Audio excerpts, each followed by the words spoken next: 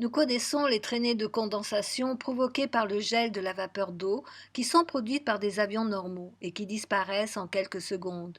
Mais depuis un bon nombre d'années dans le ciel, on observe des traînées blanches qui s'étalent et restent plusieurs heures dans le ciel. Que se passe-t-il au-dessus de nos têtes? D'après les recherches militaires de l'US Air Force, ces traînées sont des largages de particules réfléchissantes pour créer un changement climatique qui permettrait de modifier le climat à l'échelle mondiale. Mais ce n'est pas l'avis des opposants qui se soulèvent dans le monde.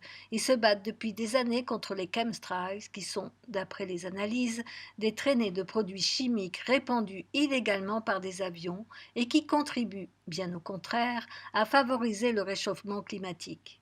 La création de ces chemtrails existerait afin d'obtenir le contrôle d'une bonne partie de l'économie d'une nation au niveau social et agricole, en sabotant de façon silencieuse les récoltes d'un pays. Le procédé est d'augmenter le taux des précipitations, des orages, des tornades et des canicules et, la cerise sur le gâteau, ce serait également un moyen discret et global pour affaiblir les défenses immunitaires de tous les êtres par la distribution de virus et de bactéries. Cela fait froid dans le dos. Non, nous ne sommes pas dans un film de science-fiction.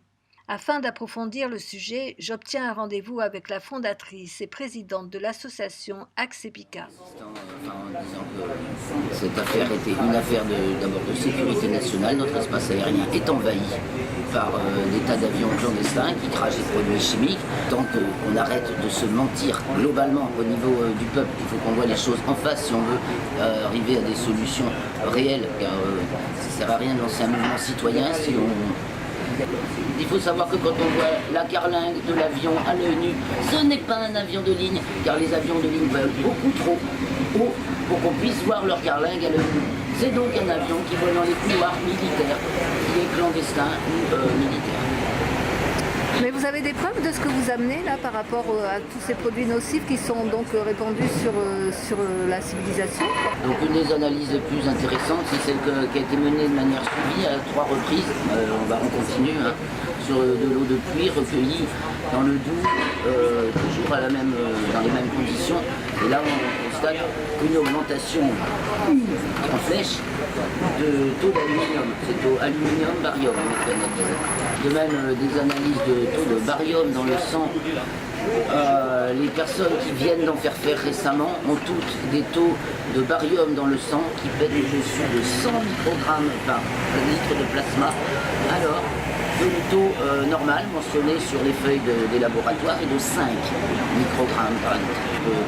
On sait que les composants des chemtrails, c'est essentiellement de l'aluminium, du barium, du strontium. Ce sont les ingrédients de base sur lesquels après se greffent toutes les cochonneries possibles, imaginables. C'est la poubelle, ce n'est plus le ciel, c'est le ciel. Il faut savoir se rendre compte de cette abomination. Des colloques officiels qui se tiennent en France à ce sujet. Alors on nous raconte l'histoire de l'agro-ingénierie, qui est donc la science de la manipulation du climat et de l'environnement à l'œuvre depuis plus de 50 ans, depuis la fin de la dernière guerre mondiale, donc toute l'histoire, même depuis les années 30, pour ce qui est des premiers épandages, brevets d'épandage, brevets de modification du climat. On nous raconte l'histoire et puis après on fait comme s'il ne se passait rien aujourd'hui. Voilà. Or tout se passe évidemment sous secret défense. C'est la grande omerta. Tout le monde a du monde qui disparaît. Alzheimer, toutes les maladies respiratoires, cardiovasculaires, les cancers. L'augmentation, la courbe de ces maladies, regardez, a augmenté en 2002, il y avait un plateau qui montait légèrement et hop, en 2002, quand les épandages ont commencé, ça a fait ça, fibromyalgie, etc.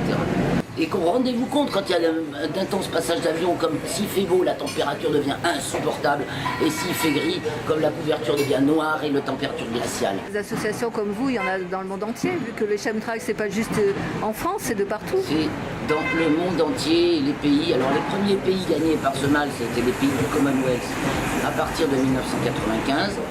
À partir de l'an 2000, tous les pays de l'OTAN, on y a eu droit les uns après les autres, enfin même à peu près tous en même temps, entre 2000 et 2002, toute l'Europe, de l'Est, de l'Ouest, couverture. Et depuis, tous les autres pays qui étaient ennemis d'aucun de ces deux groupes tombent les uns après les autres, comme le Brésil il y a 3 ans, Taïwan également. Tout le monde, l'ombre grise recouvre la planète.